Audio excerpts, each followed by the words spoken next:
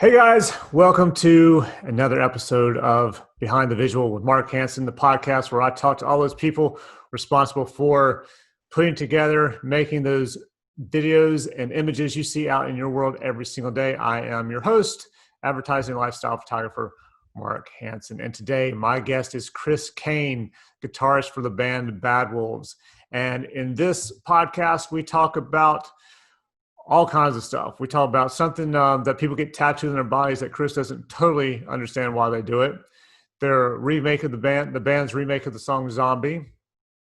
We also talk about what it's like to be the support act on tour versus headlining on a tour, what it's like touring, how Bad Wolves got started, how they got their name, how he got started, the years he spent, or the time he spent as a guitar tech in the bands that he worked with, such as the Chainsmokers, Christina Perri, Mike Posner, Colby Calais, even Tears for Fears a little bit. So all kinds of stuff like that. So check this one out, guys. Oh, and how Five Finger Death Punch really helped them get their career going. So check this out. I think you're really going to like it. It's a fun one. Oh, and some really weird questions that he asked me that I really didn't have an answer for, but it's going to make me think and come up with some new questions for my future guest. All right, take a listen. Let me know what you think.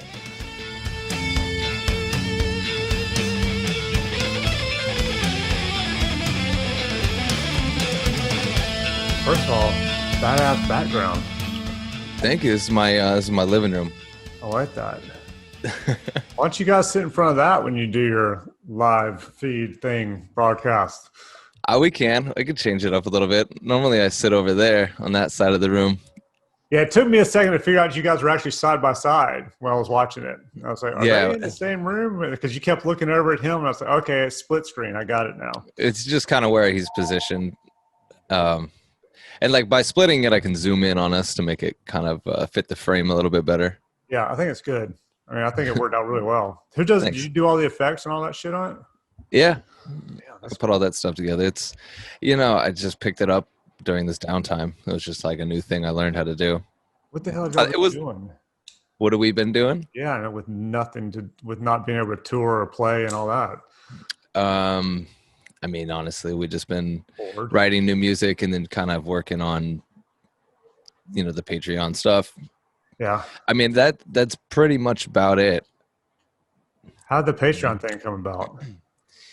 Well, that kind of came about when the pandemic happened or it hit at the beginning, and all of our tours were getting canceled, and we were trying to figure out a way to stay alive financially.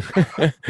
And so it was Tommy's idea, and it was cool because the label was okay with it, and apparently not most labels or management teams are okay with bands doing that kind of thing. Really? But given the just because I'm afraid to say something stupid. Well, it's more of a money thing. Oh yeah. And just kind of where the money gets distributed and stuff like that. You mean like they want their cut kind of thing? Yeah, and sometimes it doesn't work into like certain agreements. And anyways, not to get into that, right. But just given the certain situation, everything getting canceled, everybody was like, yeah, it's go for it, guys. Like, let's do what you got to do. So yeah, well, that's good. Yeah, I'm glad they were cool with it. Yeah, it's been and it's been fun, and it was like a learning curve at first because I never do stuff like that. I never felt comfortable talking. Like I hated going on live streams. I hated doing just because I was so awkward. Yeah, I get it. And but anyways. Yeah, I totally get it. I did not want to do this whole podcast thing. A friend of mine at an ad agency that I'm good friends with suggested it, and I was like, I don't know, man. And he's like, you should just do it, try it. And I was like, I guess I'll try it. Yeah. I mean, it started out with just like art producers or art directors or something at ad agencies to meet them, and then I thought this is going to get boring quick if I don't kind of broaden it out. And you were actually. Well, I had my cousin on, who was probably the first musician I had on. And then you will be number 2 or 3. I just had Steve Stevens on. I just talked to him. So nice. You're the third. So you're the third like musician I've had on. So Cool, man. that's cool. I'm Thanks happy for having about it. me. I'll move this shit around a little bit so I can see better. All right. Well, let's get started, man. Like, tell me how did you decide you wanted to play guitar? I mean, what got you into doing that? When I saw Kiss when I was Yeah. 11. Ace Frehley did Um, it for you? yeah, Actually, that wasn't he was Ace, the was it? one. Who was it? It was Ace Was it actually. Ace? That's Okay. because it was in 2000. Or was Okay. it? It was 1999 to 2000. It was on the reunion tour, the Oh, yeah. farewell tour. I'm sorry, my bad. They had a bunch of those, but it was on that one. It was Skid Row, Ted Nugent, Kiss, and Yeah. yeah, I remember it was like the next day. I just remember telling my dad like I want to play guitar just because of that show. Yeah. Did you go So. on? Do you want to make sure that you were shooting flames out of your pickups and all that shit too? Yeah, I mean, it it definitely grabbed your attention, like to his instrument at that show Yeah. with all the fucking fireworks coming out Yeah. of it. I was wondering how the hell he didn't burn himself. Oh, I'm sure he has No at some way. Yeah, there's point. no way he hasn't. I would think at some Yeah, point. yeah. So, did you take lessons and all that? Did you teach yourself? No, I took lessons. I actually took lessons at this place called Ye Olde Guitar Shop, which was in Urbandale, Iowa, where I'm originally from. And I took lessons from this guy named Michael Curry, and it's the same shop that Mick Thompson and Jim Root from Slipknot, they took lessons at and taught lessons out of. Really? Yeah, back in like right before the band got signed. And actually they stopped giving lessons about a year or 6 months, like right before I started taking lessons there. So I just missed them. I saw them in there every now and then. And I saw their like old teaching stuff, like their boxes were all over the place, you know, mixed stuff and gym stuff labeled with like a black Sharpie. But it was cool because it's just like a small, like little mom and pop type place. And it's still there now. I just was there last week and I drove past it and I saw it. Oh, that's cool. Still open. Oh, So. thank God. Yeah, so you had, when did you get back for Thanksgiving? Yeah. Yeah, so you had a nephew? Yeah, I broke the rules. Yeah. I would. know, It was no. I've been kind of nuts about it. I don't go anywhere, and I take tests constantly, but it was fine for the most part. I saw the same 4 people for the entire week that I was there. You know, the Yeah. kid being one of them. So yeah, the nephew. It's pretty crazy that my younger brother, he's gotten married before me. He's got a kid. He owns a house. Like, it's funny, but it was cool to see everybody and What's see. he do? He's a graphic designer. Okay. I mean, I'm sure if I stayed in Iowa, I probably would have went down that same path, but Yeah. it's a little bit different being a musician and living out here. At what point? Constantly traveling. Were you in LA? Mm-hmm. Yeah. At what point did you move to LA? I moved here 7 years ago. Oh, damn. What made you decide to do that? I got a gig working for Christina Perry, and the guy that hired me after the tour that I did with him ended, he was like, he's like, I can get you more gigs. He's like, but it would help if you lived out here in LA because a lot of times these people don't want to fly. Yeah. You know, people in and out, put them up in hotels and stuff like that. And so he was just like, well, if you're moving here, I can get you this gig. And so then I moved out here, took that gig, and then kind of snowballed. And I was just a guitar tech for the first 4 years that I lived out here. Wow. Kind of, I worked with this guy, Joshua Reid and Christina Perry, Colby Calais, Mike Posner, the Chainsmokers. I did a couple of one-off gigs with Tears for Fears, which was really cool. Yeah, just as like, I was the drum tech technically, but I mean, I didn't really know drums too? I don't know shit about drums. I learned how to set up drums and tune drums just as like a backline tech, but I could never play them. And my buddy was actually the production manager for Tears, and so he's like, if you want to come do these weekend gigs, he's like, I can put you on as the drum tech. He's like, but the drummer, once it gets set up, kind of like moves things around himself. So he's like, it's not a hard gig. So I was like, fuck it, let's do it. I love Tears. Did you tour with these bands? Yeah, I toured with all those bands except for like Tears for Fears. And then what else did I? A couple other like this guy named Stephen Kellogg. I went out with him as his tour manager. But yeah, I did that. That was like my main source of income and, job for until Bad Wolves got signed and we So started teaming. were you with other bands playing at the same time? Or were Not you just, during, like, when I was working as a tech, I wasn't. I was just pretty much focused on just doing that, and I was still playing guitar, but I yeah, wasn't doing any kind of bands or anything like that. I don't know why. I just didn't feel like it. I yeah. was, before I moved out here, I was in, bands, touring bands. When I was 18, I moved to Sacramento for about a year and a half. Played with this band called Elysia. I was signed to, it was called Ferret Records, which was like a branch off of Sony, Yeah. small branch off of Sony. And that was a thing for like a year, and then that fell apart. Moved back to Iowa, started cutting grass again, and then went to Michigan and played in this band called For the Fallen Dreams. How'd you hook up with these bands in different places if you're living in Iowa? Just networking, knowing people in the music scene, like going to shows, meeting people from out of town, like touring bands, just staying in touch with everybody. And then I remember it was a buddy of mine when that band in Sacramento, when that fell apart, my buddy of mine called me. He's like, "Hey, I heard that this happened. Would you be interested in doing this with this band in Michigan?" So that's when he put me in touch with them. And then when we were out on the road opening for this band called Bury Your Dead, I got to know those guys. And then the bass player quit. And then they asked me if I wanted to play bass in the band, even though I'm a guitar player, but the band was much bigger than the band I was currently playing in. Yeah. So I took the gig. All And right. then that went on for about a year, and then that, like everything else, just kind of came to a weird end. Not because like we didn't want to do it or we didn't like each other. There was like other things involved, which is like a lot of people don't understand in like the music industry. Like, for example, in Bury Your Dead, we basically stopped, or I stopped playing with them because they were in a situation with old management, and to get out of that situation they had to do something, and that thing wasn't necessarily right for certain people involved with it. Right. And it's a bummer that they were kind of like in a situation to where they had to do that and they couldn't just move forward with the good thing that was happening, if that makes any sense at all. Yeah. But Kind of like you almost know kind of like a Prince kind of thing where you like, screw it, you won't give me this or give me that. I'm going to change my name or it's whatever he did, sued them and all that kind of shit. So I'm assuming you some kind of contractual thing and it just screwed the band and they had to do something to get out of it. exactly. Right.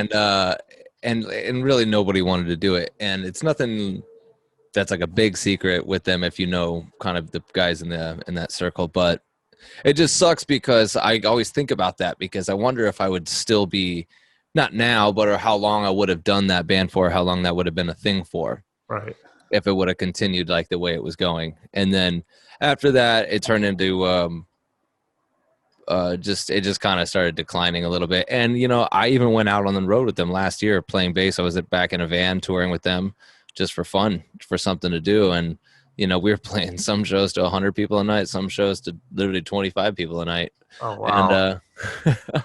and it was just very obvious that either the promoter is just not doing his job, booking agent's not doing his job, or the band is just kind of irrelevant at the moment. Right. And I'm not talking shit, because it's a band I love and I play in and stuff like that. It just, Well, yeah, I think say any band's that way.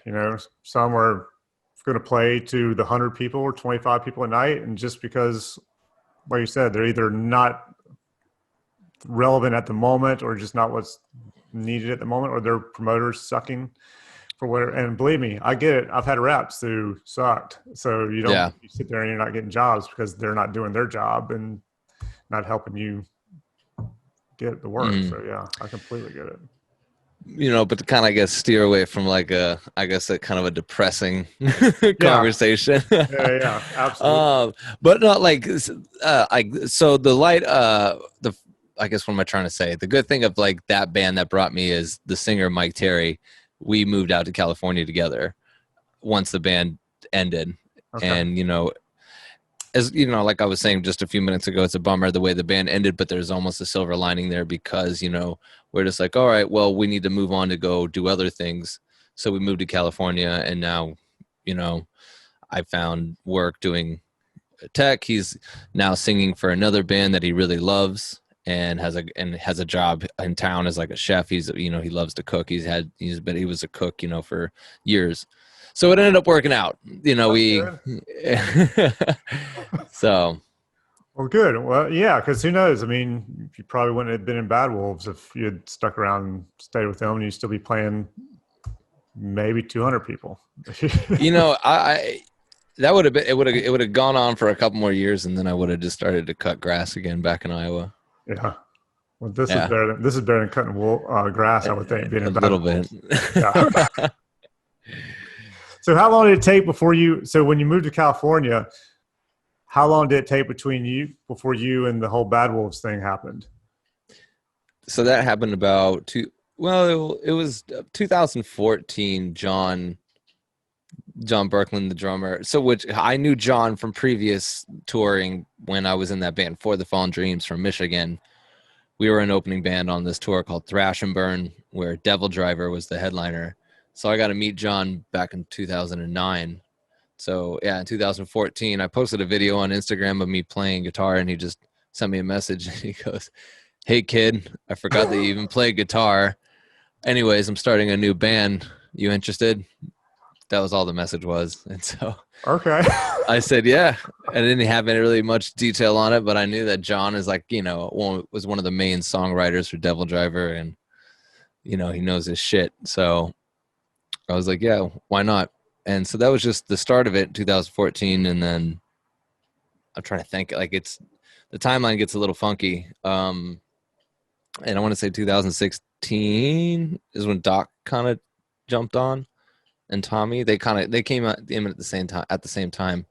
Because early on, it was just John, this guy Max Karen, and myself. It was actually just John and Max at the very beginning, and then they brought me in. So it was the three of us, and it was that way for about a year and a half, or almost 2 years, of just writing music, trying to find a singer, just rotating, like sending demos to this guy, like, and nothing was working. And then when we would try to reach out to people that we would want, they would just be like, yeah, I'm good on starting over again. Like, I don't want to, like, the songs are cool, I guess, but no, I don't really feel like, giving up my job, like, over here to start, a new band, which I don't blame them. And then Doc and Tommy came in, and Tommy came in like, like ready to work, and just like ready to, put music together right away. And he had the voice that fit it. And, Doc. And the reason why Doc came in is because Max, the original guy, decided that he didn't want to tour, but he still wanted to be a part of it. And he's still a part of it now. A lot of people don't know that. And he still writes music with us, and is like very much, kind of like the sixth member of the band. But he just didn't want to tour at all with us, just in general, as Yeah. and because he likes to stay at home and write. And so that's why we're like, okay, well, we need a lead guitar player. And so Doc came in. So it worked out. Yeah. And Doc's the man. So yeah. So does Tommy ever scare the shit out of you? He's a big dude. Not, I mean, I would hate to piss him off, because all I'm thinking is he's a big man.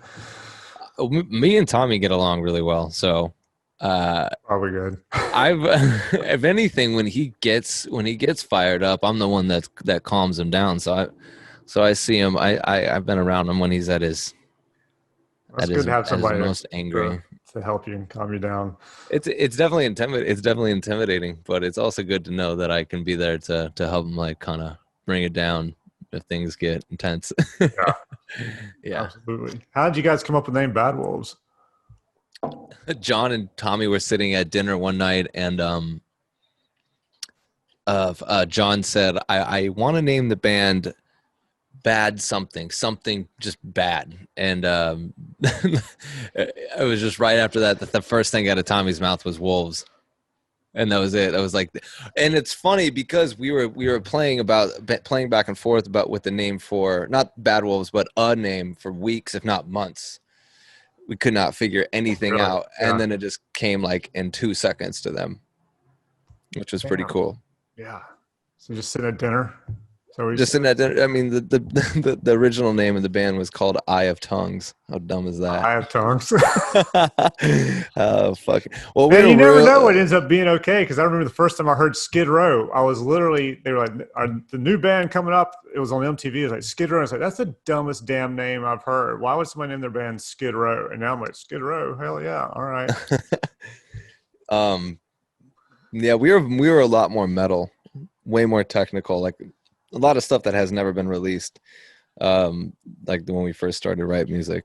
So the name was the original logo that we had for Eye of Tongues was like all metal. You can almost barely read it. Oh, Like our intentions were to be just a fucking metal band. right. Like just very technical, and the riffs were technical, the drumming was technical, but I don't know when it kind of turned to when John was just like, well, I want there to be more singing and stuff like that, and hooks and choruses and stuff like that. Right. So Financially, that was probably a better move. it might have been. Yeah. Good guess.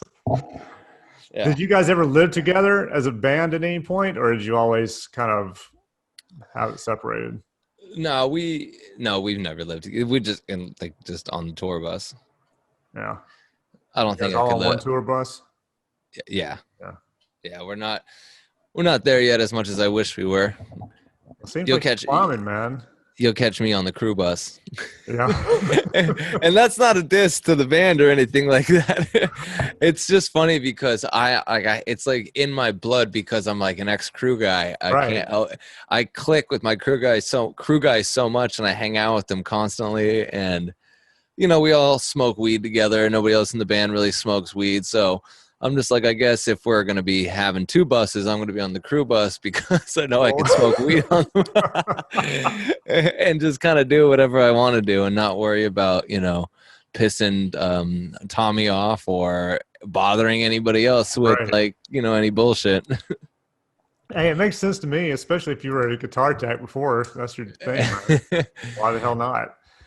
And I'm always jumping in on shop talk about the day, just like when they talk about, the load in and the load out and certain people that they meet and deal with and stuff. Cause I can relate. I'm just like, dude, I know that person or that type of shitty load in or like whatever. I get into the conversation. It's weird. Well, that probably makes them like you. Well, they're a lot of our guys are friends. So it's, there's only a couple outside guys that we didn't know going into it. So and it's nice to go ahead. No, I was gonna say, and it's nice to have it that way. Oh yeah, I think it's a lot better when you have your friends hanging around with you, and not a bunch of dudes you don't know. Yeah, it just sucks when they fuck up and you gotta just be like, Robbie, god damn it, I don't want to get mad at you, but fuck, dude, Yeah, that's the hard part. Yeah, because I had I had an assistant who did some stuff, and I was just like, and I really like him, and we're friends, but I was just like, god damn, dude, what the really? I mean, it pissed me off. I was like, fuck this. But yeah, I completely understand where you're coming from. When you what label were you guys with? Better Noise Music, which used to be 11-7. Okay, all right, yeah, I have heard of that. About a year ago. So is Zombie the thing that took you guys to the next level? Yeah, 100%. Because we put out that song "Learn to Live" before Zombie, and it did well on Octane Sirius radio and stuff like that, and but yeah, Zombie was the one that really set us off to the mainstream audience and rock radio. I think it's the first time I heard you guys. I was listening to Octane, and I heard that song, and they prefaced it with the fact that God, I'm totally blanking on the chick's name.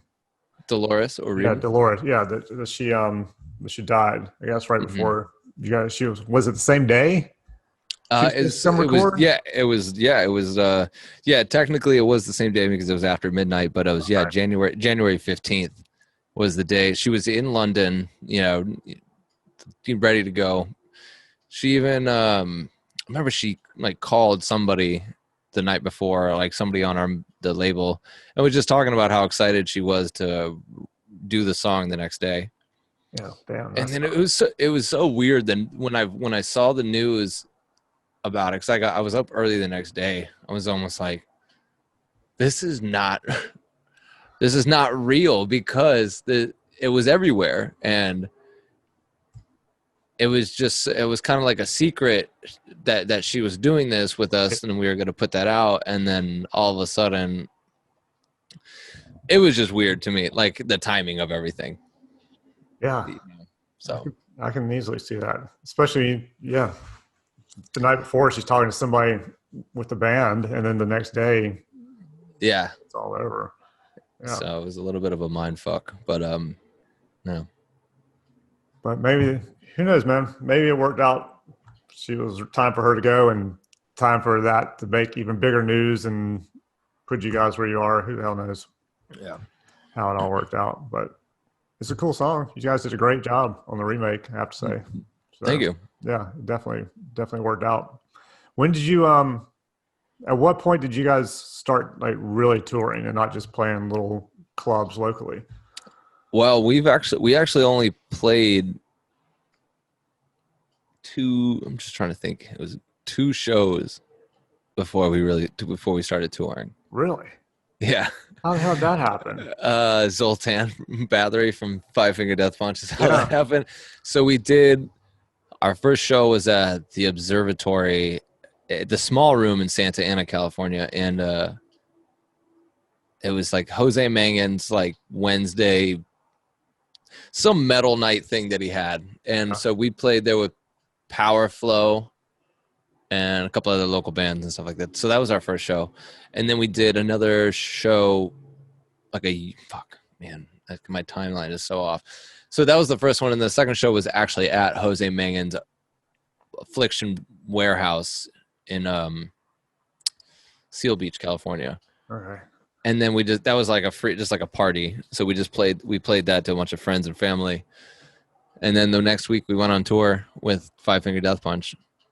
Really? Yeah. And our first real show aside from those two was in Arizona. It was at like a radio show in front of like 6,000 or 7,000 people. Damn, man. And it just that's a big leap, I would think. Yeah. That's you're playing in front of 6,000 or 7,000 before those other 2 shows. No, like 50 to 85 people maybe. And then when we did our first show, at the first arena show at Bridgestone, I remember Mark Lewis, one of our engineers on the first record, he came out to the show and watched it, and afterwards he was just like, God, you guys fucking sucked. It's like, God, he's like, that was so bad. And like, I mean, I went back and watched videos of it and really kind of paid attention, but he's not wrong, because man, we were so inexperienced when we first started even though we were all in bands, we hadn't toured or played together as like a group that much. And then we were kind of grinding at the very last minute, because I was traveling a lot as a tech, and everybody else was just working to try to, get ready and save money before we go on tour and make no money. And so getting ready to practicing and getting ready for these things was only like about a month, and that wasn't enough time. And we were not ready. I'm sure there had to be a learning curve, especially when you haven't, like you said, you haven't really played together before. Not much anyway. And then you go to that. How'd you hook up with the guys at Five Finger Death Punch? Tommy knows them because Tommy filled in for Five Finger as the singer in 2017. Really? On about a 2-week run, 2 or 3 week run in Europe. Damn. So that's how he made that connection. And that was right after about 6 months after we released Learn to Live, he went out and did that with them. And then Zoltan was, like, hey, let me work with you guys. So is he your manager now? Mm-hmm. He has been from the beginning.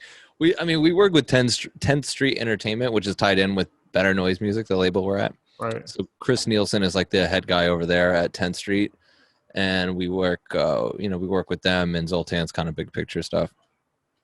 All right. Well, damn, that's definitely can't hurt opening for those guys. No, I was thinking the other day how many tours it was that we have done with them, because it was like, it's like 4 or 5. Like it's getting, I don't know. It's crazy that I don't know the number, but it just got to a point over the past year or two that was just like, oh, okay, here's another one, and then another Right. one. How long are you Couple. out usually at a time with them? I was just about to say they're actually anywhere from 2 weeks sometimes to like 6 or 7 weeks. Okay. They can like the summer tours will be long, and then the winter ones will be a little bit shorter. Right. You tour with anybody else? Well, yeah, we did. We toured with 3 Days Grace. Yeah. And we did. That was our first time going to Europe. Was touring with them. We've toured with Shinedown, Breaking Benjamin. Damn. Nothing more. We did a little bit with them. We did a headlining tour, and like that's like about. I think that's about it. Really. What's the If I'm biggest difference forgetting between the headline tour and the opening support band tour? the headlining ones are there are things about those that I love and I hate. There's pros and cons, I guess. Yeah. It's the pros are this that like when we get a load in first and we could we get the whole stage and we get take our time setting up. We get a nice long sound check. We get the main dressing room. Like all those like little perks that come in with like headlining are nice. You just get treated a little bit better. Yeah. But then there's like some weird underlining pressure that comes with it because like then you want to make sure like the room's filled and then you have to play for like an hour and a half and like sometimes that's not like the easiest thing to do, especially when we have like a high energy show like us and wanting to like make sure that every song is performed well. When we're opening, it's 25 minutes. You just go out, you're like boom, boom, boom. It's like quick and you're done and you're so repetitive. But the 90-minute show is when it gets a little, how can I put it? It's like some nights it'll flow so smooth all the way through, and then some nights there'll be like hiccups halfway through it, or 3/4 of the way through it, or a couple times through it. And for me, getting that over that shit mentally and having to continue to have a good time can be a little bit challenging. So there's like weird things like that for me personally that I deal with when I'm playing. So if you had to go see, I guess, any band on tour, would you want to go based on what you've experienced by headlining? Would you want to go see them in the first 2 to 3 shows or the last 2 to 3 shows? What do you think would be a better show? The last 2 or 3 because you're just dialed at that point. Yeah, because I was always wondering that. I was like, would you want to go see them at first when they're just getting started, maybe like 3 shows into it, and maybe they got the energy, or at the end, is it so automatic and great they're killing it, they know what to do, but maybe they're bored at this point because they played the same song God knows how many times over and over again over the last That's month. a good point. The band might have energy, but then there might be other parts of the show that'll be lacking at the front end. Like if there's pyro or a new sound guy or just whatever the hell it is, they might not be dialed in as well at the beginning as they would be at the end. Is kind of what I was thinking of. And I wasn't thinking of the band necessarily, but yeah, they probably would be a little bit burnt out because I know that feeling of getting burnt out at the very end. Yeah, I would think you have to. I don't know how you couldn't. And it goes away once you start playing. It's more of like kind of the mentality leading up to it because after like 30 days of the same thing every day, you're just kind of like, man, can I just fucking relax tonight? Yeah. And like, I can see that. And every time like I think that, I just try to tell myself to shut the fuck up because, you're lucky enough to be doing this. So yeah, go have fun. I get it. There are times where I go to a job, say especially if it's a job like an e-com job where I'm going to a studio shooting the same thing over and over again, that I'm like, God, maybe I should just stay home today, or I'd like to stay home today. But then I get there and it's all good. Once I get there and I start shooting, I'm happy I'm there. It's very cool. But then I also remind myself at any point, like, hey, I'm not sitting in a suit and tie. I'm not in a cubicle. I'm not working for the bank. Life could be a whole lot worse than it is right now. And I'll tell you this much. I've learned this as well about myself. Because sometimes I go back and forth when I tour. It's like, if I'm drinking, I will get more burnt out and be like, ugh. If I'm not, I can go full 30 days and just be like chipper as I was day 1 on day 29 or 30, Yeah. I can see that. I guess it's kind of up to me how I want to feel. You wonder how Motley Crue did that shit? All the time. Dude, I think about it all the fucking time. And they played, it was the Girls tour. And I remember I was on the side of the stage, and they came back out for their encore, and Nikki Sixx was so hammered. He had two roadies, one under each arm, taking him up to the stage, put the bass over top of him, and basically pushed him out on the stage. And then when he got out there, I swear to God, he turned up a fifth of Jack and just drank the damn thing. It looked like half of it spilled down his chest, but still, he just sat there and drinking this thing of Jack, threw it down, and still kept playing. Yeah. But then That's rock and roll. I did learn a little secret later. I knew some guys who worked at a music store, and there was a dude on one of those tours who was backstage playing bass for some of it. Now, that's a rumor. So that may be completely untrue. I've never actually said that to where anybody else would. I wonder if that's true. I wonder if he even knew that was going on, or if he just thought he was killing it. Yeah. Like he's just hammered drunk, just like, look at me go. I can get shit face wasted. Yeah. and it could be a big lie. It could be that damn thing never happened. But I wish it was true. No, you never know. I haven't read about it any place officially from them, but yeah. That's at least what some dude told somebody who worked at a music store here when they were in town on tour. And the reason why I wish it was true, just because it would just be so fucking. He'd just be so rock and roll. It's like, listen, like, you know, I'm just gonna get fucking wasted, all right? And then, like, the tour manager's like, all right, listen here, Robbie. It's like, I need you to pick this shit up because he refuses to, like, not drink, you know, 3 bottles of fucking booze before he goes on stage and has no idea that he can't play bass. Because, like, outside of that, I've seen Nicky play bass when he's stone cold sober, and he's actually a great rock bass player. Yeah. Really fucking good. So is Gene Simmons. And, but just like me, dude, I can kill it 1 minute, and then you put 3 beers in me, and then I can't fucking play anything. Yeah, I can see it. That's just how I am, though. Speaking of drinking, you guys had the song "Sober." Does that where'd that come from? Was that like, half the band sober? Anybody in the band sober, or is it because somebody else needs to be sober? No, it's Tommy's been like 11 years sober, and he's also like a sober coach. But that's more like, you know, his song. Yeah, his lyrics, his message. He wrote that song with a buddy of his, and like brought it to the record. Like, you know, his last record we were writing, he was just like, hey, he's like, I know we didn't write this together. He's like, but I wrote this with a buddy of mine recently, and he's like, I'm thinking about putting it on the record. And so I was like, yeah, you know, just makes sense. Yeah, it's a good song. Are you guys all like partners in the band and no hired gun kind of things? Yeah, I mean, there's like, none of us are hired guns, but like where we all lie and whatever, it gets complicated. Right. Is that all spelled out so there's no fighting about that shit? I mean, now it is. It's pretty, yeah. That's probably smart. That'll probably save you guys down the road from everything I've heard about bands before. Yeah, it's pretty settled. Yeah. Right now. Good. Yeah. So when was the first real video that you guys shot? The music video for Learn to Live. Yeah. How do you like shooting videos?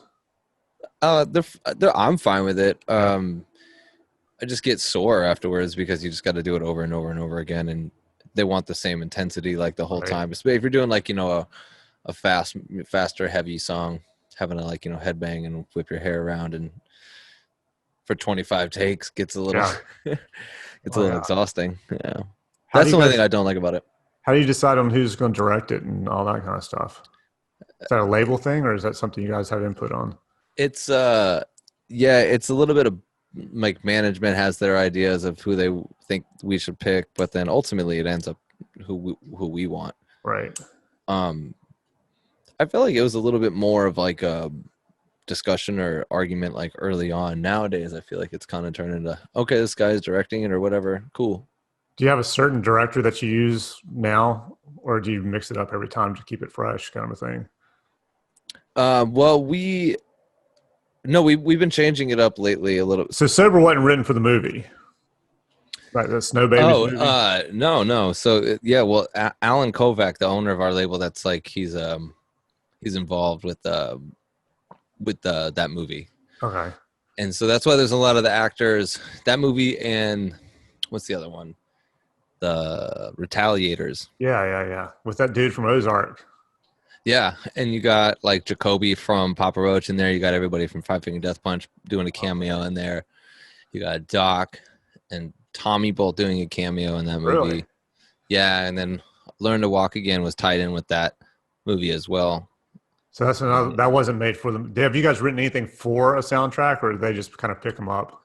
No, we didn't write it for the soundtrack, but we did film like a music video for that movie. It's where like they I think we put it out already, where they kind of they tie in what we like the live thing and then the movie. Yeah, I saw that. So, but yeah, no, none of them were written for the movie. They were just songs taken from our record. I think Alan took some songs from other artists too. I'm not sure. Okay, yeah, I saw them. I don't remember which one it was. It was Snow Babies or maybe that the other one was it Retaliator? Yeah, yeah. One of them I saw the soundtrack list and it was like Five Finger was on there. You guys were on there.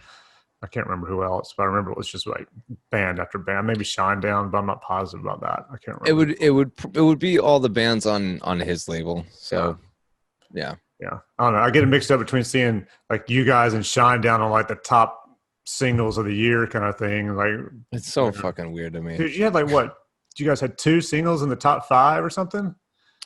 On which I don't know. like, I saw chart like 2 of them, like so 2 Bad Wolves. It was like a Shinedown, so Bad Wolves, somebody else, Bad Wolves or something. I was just like, damn. Yeah, I think I'd have to double check, but there's so many lists. Like I can't even like keep track of like which. It's like you got like the Billboard like Hot 100, and then like the Billboard like mainstream rock, and then Billboard fucking. And I'm like, I can't keep track. I don't get that either. I mean, there's a ton of them, but it's because you hear stuff like, oh, I don't even remember who it was, some band from the 80s or something, 70s, like their songs back up to like #1 on this chart, and you're like, how the hell is that really there again after something, or maybe it's Fleetwood Mac, their song's #1 because the dude on his longboard chugging the juice or whatever. And you're like, I have a hard time believing that that caused the song to go up to #1. But you know what? I believe that one did. Like that had like millions and millions and millions of views, and then everybody was doing parodies of it and all that. That's ridiculous to think that thing caused. I mean, I guess it's because the dude, you would not expect him first of all to be listening to Fleetwood Mac, and then he starts singing it. And I was like, maybe that's the whole reason. It was cool, but it's pretty ridiculous. It doesn't take much for certain things to go viral these days. Yeah, there's certain stuff. I'm just like, I don't understand it. A dude on a longboard drinking cranberry juice. Yeah. listening to Fleetwood Mac, just smiling. It makes you feel good watching it, I guess. It is it's nice to watch. Yeah. Maybe that's it. If everybody needs something to feel good about, and this dude just happened to have the right energy. And probably, I don't know, man. What about who comes up with the concepts for some of these videos? Like Killing Me Softly. That dude with the heart, breaking and the chick piecing it back together, and that was a trip. That I believe that was the director's idea. Okay. That one, as you could see, we were in it for 2 seconds. Yeah, not very long. And do you like those type of videos? No. You'd rather be in the whole thing? I mean, like for that one. Oh, wait a minute. I guess we did have some live shots in that one. There were a few, yeah. But it was still mostly about the chick, and because you guys were in the limo. That's right. Okay. And there's some live stuff, and then there was but it was. I feel so dumb that I can't remember sometimes. I forget, because I feel like I remember at one point Zoltan was like, we need to do a music video for every song on the record, and we were just knocking them out, a ton of them out, and I can't fucking remember what we did what for sometimes, but now I remember that. No, the storyline is kind of like whatever, and I feel like all of us kind of thought it was kind of but sometimes like when you get a certain director with a certain vision, they just do it, and a lot of the times, like me, if I have like an idea of how I want it to look and it doesn't come out exactly like how I want it to look, I'm going to be like, I don't really care for it. But then again, it doesn't mean that it sucks because, Right. a lot of people liked it. My roommate, for example, loves the video. His girlfriend loves the video. Um, so I can't really say that it's bad or anything. Do I like it personally? Not really, Yeah. but I like, I like the music video "Learn to Live," even though it's kind of like a cliche metal core-ish looking video with just lights and us playing like on a concrete floor. Something about it, it's just like that's kind of more my speed. Or like "Better the Devil" music video, which is like kind of like a lyric video. Take the lyrics away. That's kind of more my speed. We're just like jamming in a room, Right. fast movement. Yeah, I noticed like the camera. It was like two totally different styles. Like that, the Learn to Live. That was just like the camera was moving all around, and then the Killing Me Slowly was definitely more of a story. More of a plot to it. All that The kind of. the "Learn to Live" video was this Ori. This is his first name. I can't remember his last name.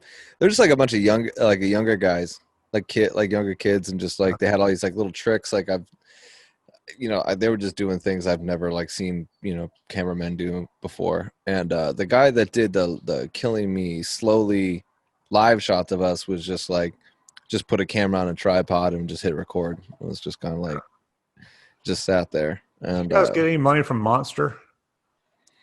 well, we're not with At one Monster. point, there's like a shot of like a big Monster can in the shot. And I was Yeah, like, are they getting, did Monster pay for that, or are they just that was go no. for free?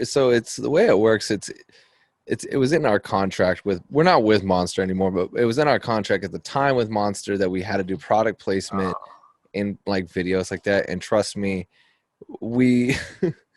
That's another reason. Thank you for reminding me. That's another reason why I hate that music videos for that fucking dumb product placement shot that like. And it was like we could have tied it in, like, or the director or whoever edited it, the video could have done a better job at not making it look so like Yeah, it was very evident that just that's what it was just like about. Yeah. yeah, like It wasn't so, just sitting there like your water bottle now. It's just sitting there. It was literally yep. It right was at no, it was the whole thing. No, they I remember like they set it up, put a light on it, like the whole fucking like yeah.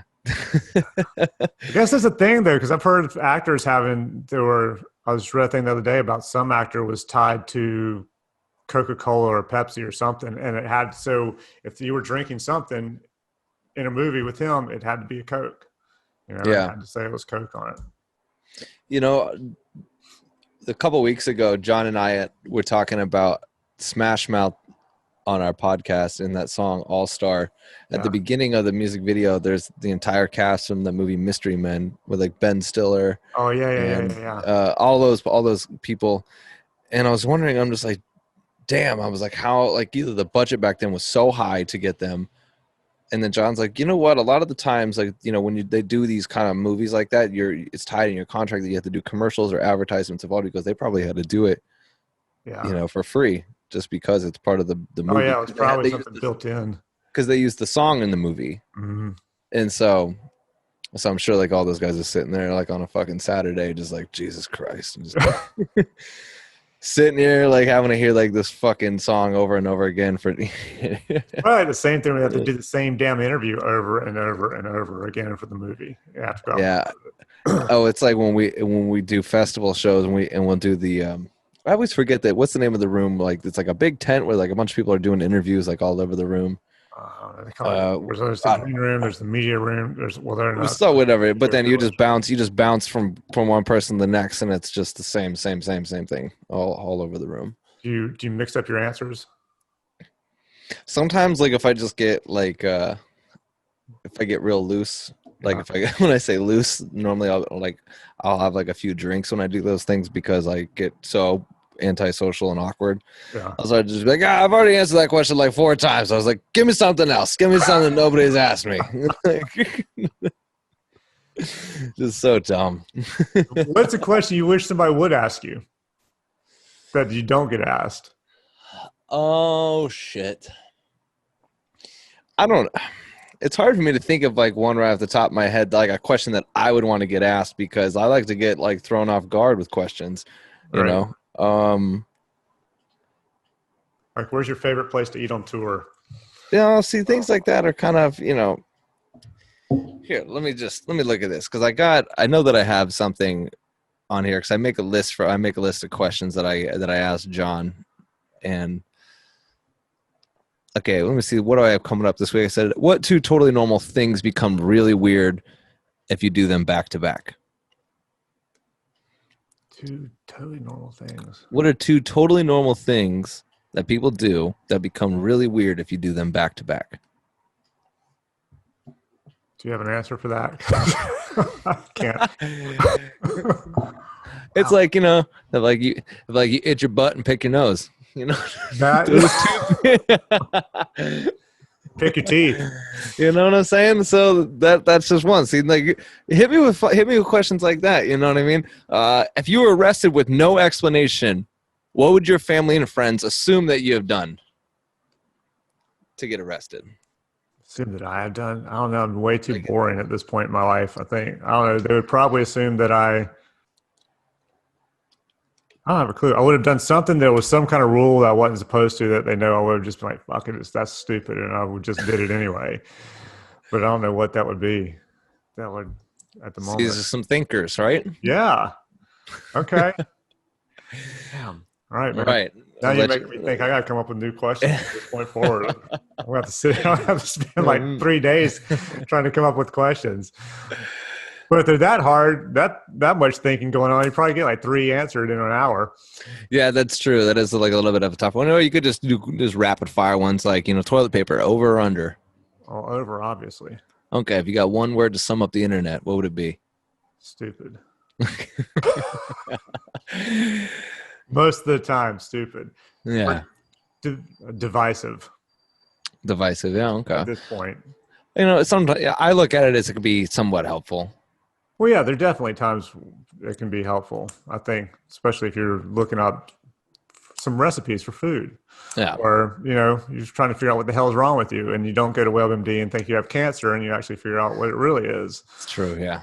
Yeah. But I was watching, there's some documentary on HBO, or no, on Netflix, and it's all about social media and the internet and how the algorithms work, and that they only send you now to stuff that keeps you believing what you already believe.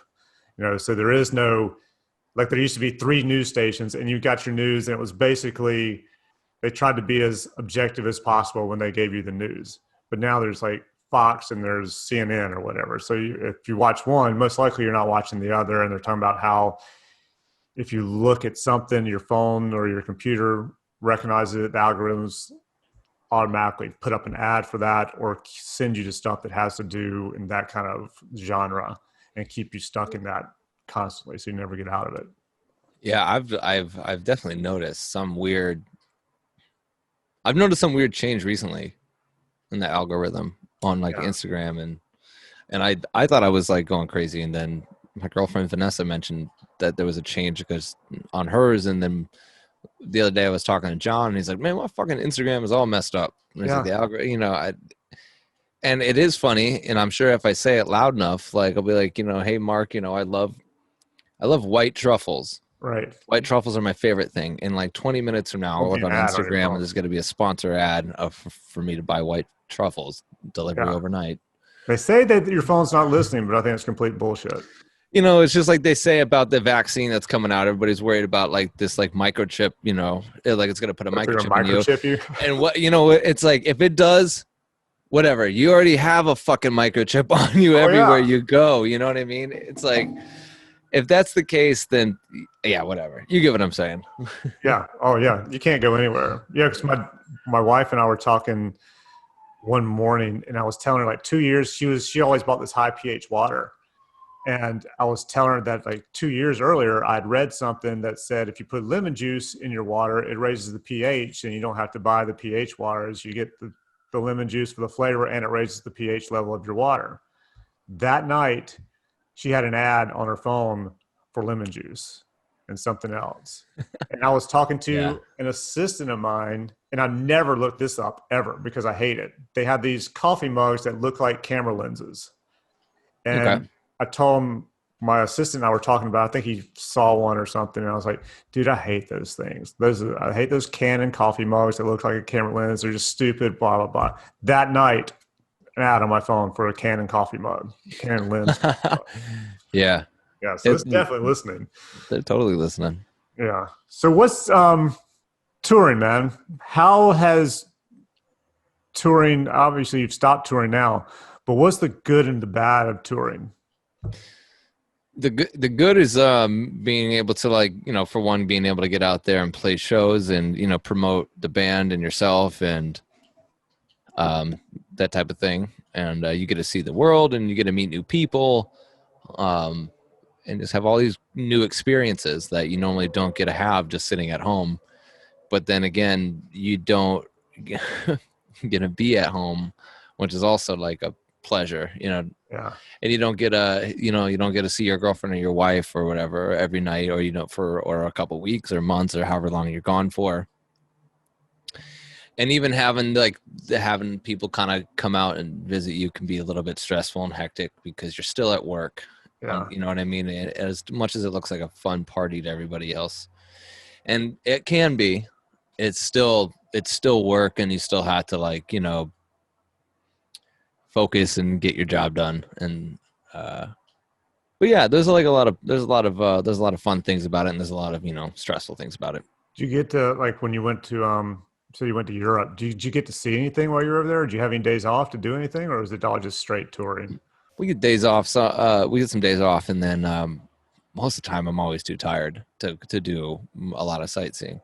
Yeah. But we sometimes get out there, and sometimes we'll have people, like, the day of the show, if we're like in like a pretty cool downtown area, or we're right by some sculptures or whatever, we'll go on a little walk and check it out.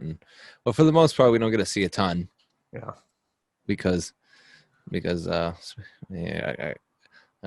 Conkeel calling me right now. Okay. All right, you can answer. Hey, Kyle. Yo.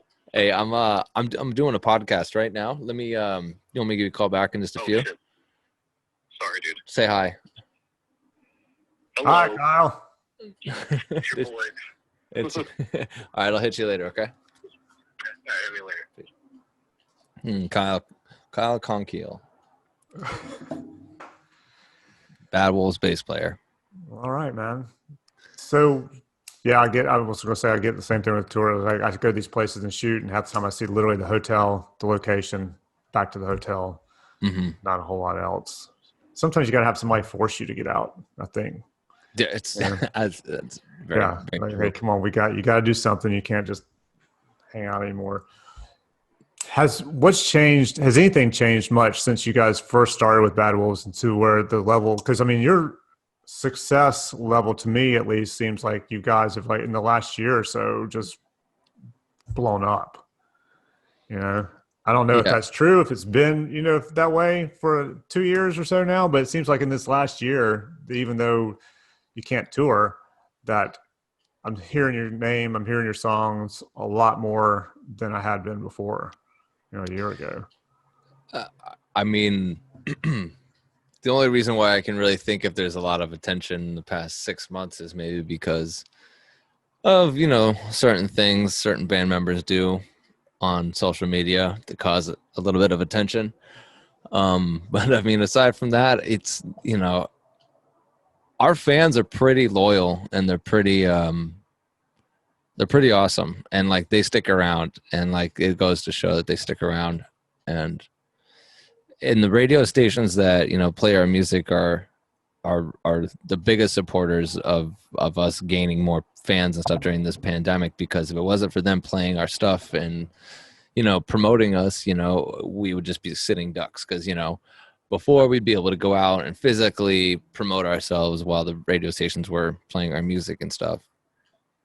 What about, how do you get paid on those things? Like, say, Spotify or Octane or whatever. Do you get, because I've heard anything from like bands get nothing to you get like a penny per play to you get, whatever. Do you get paid when they play that, or is it just There's, to be honest with you, I have no fucking clue like how that works. I'm sure like there's something that ties into some percentage that goes into some royalties that go to each one of us that I have never really seen Spotify or like that on a breakdown list or anything. And well, it's basically nothing, because somebody like John Legend or I don't remember who it was, had the #1 played song on Spotify or iHeart or something, and I think they got like $9,000. It was a ridiculously small amount of money.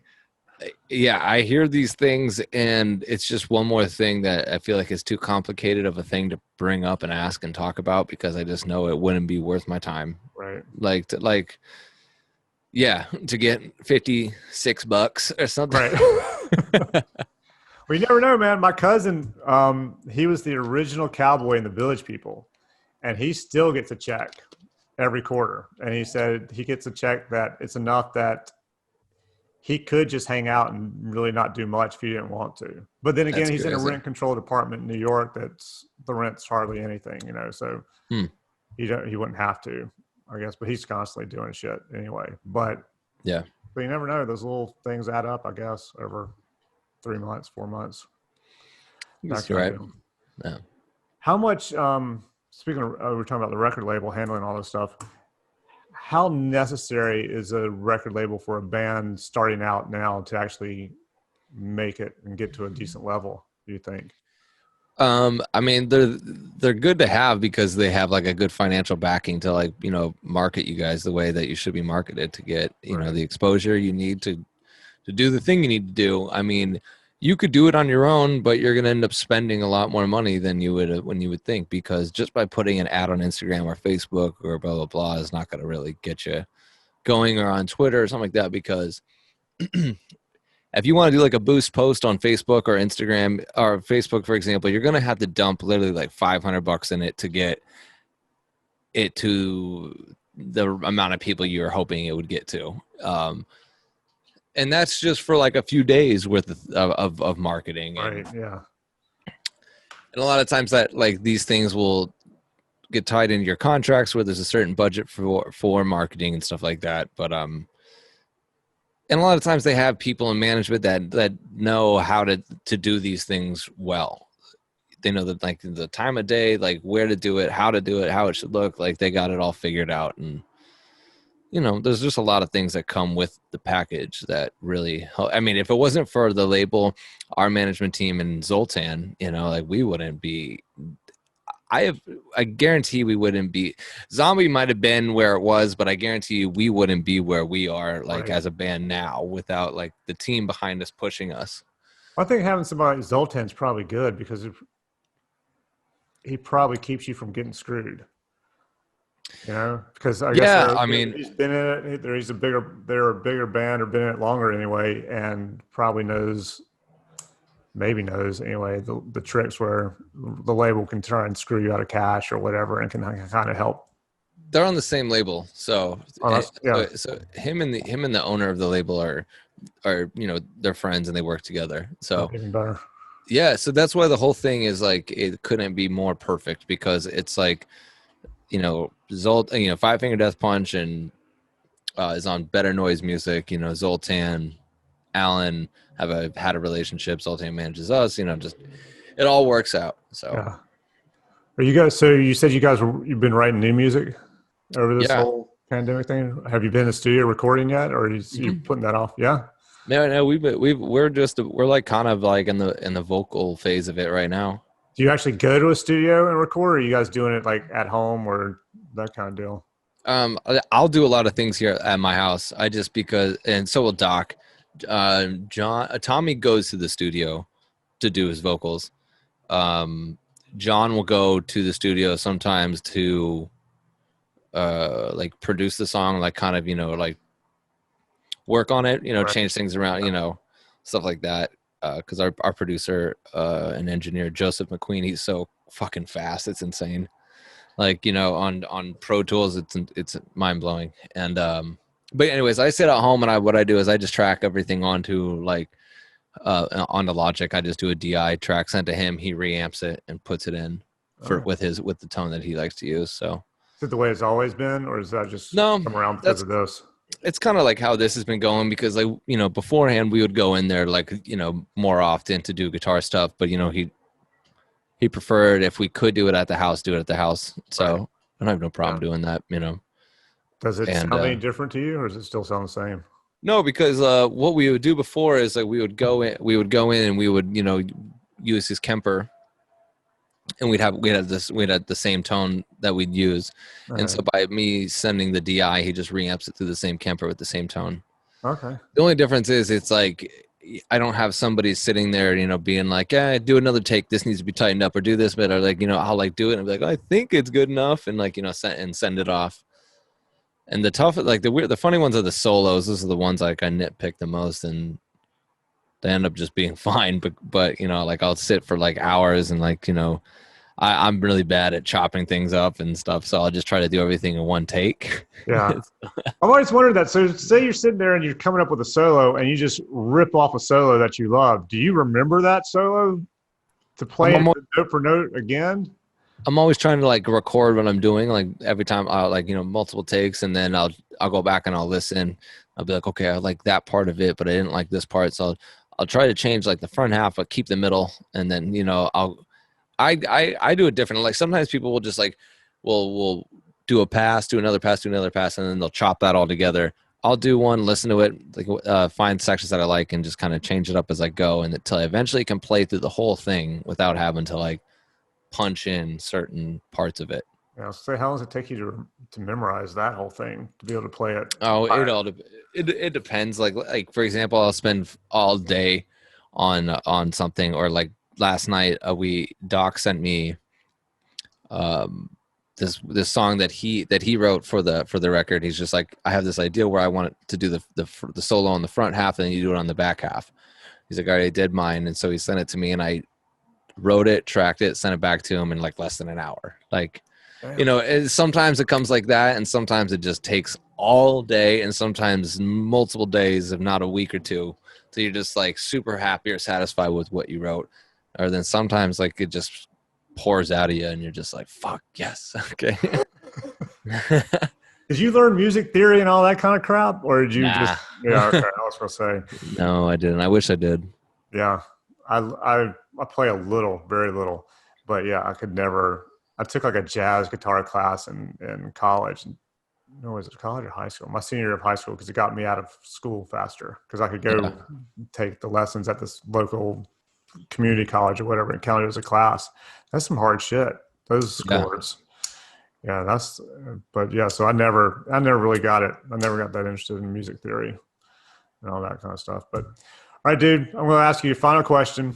Okay. What's the strangest, most interesting thing that's happened to you since you've been in a band, in Bad Wolves, playing and touring and all that kind of stuff? Strangest and weirdest thing that's happened to me?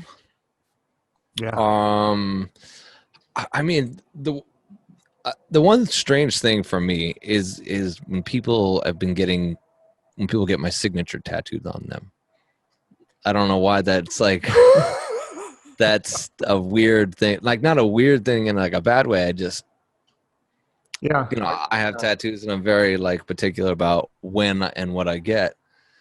And so signing boobs and asses and stomachs and arms, and faces. I mean, yes to all of that, but none of those get tattooed. It's always like, you know, somebody will have it like, you know, right here they'll have like the Bad Wolves logo, and then like, you know, our signatures around it tattooed, and which is they have the logo, and then do you actually sign it with a Sharpie, and then they go and have it tattooed over?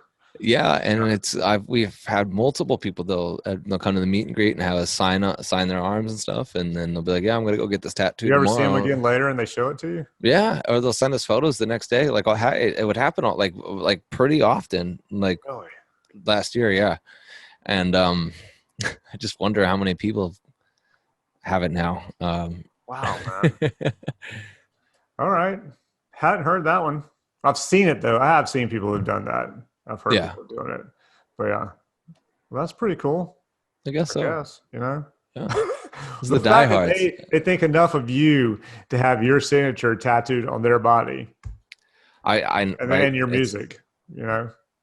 That's probably pretty I mean, cool. I can't be mad at it. So Nah. no. Man, thank you. I really Thank you, Mark. you, doing this. Everybody watching, listening, like it, thumbs up it, comment on it, subscribe to it, follow it, all that kind of stuff, and we'll keep doing it.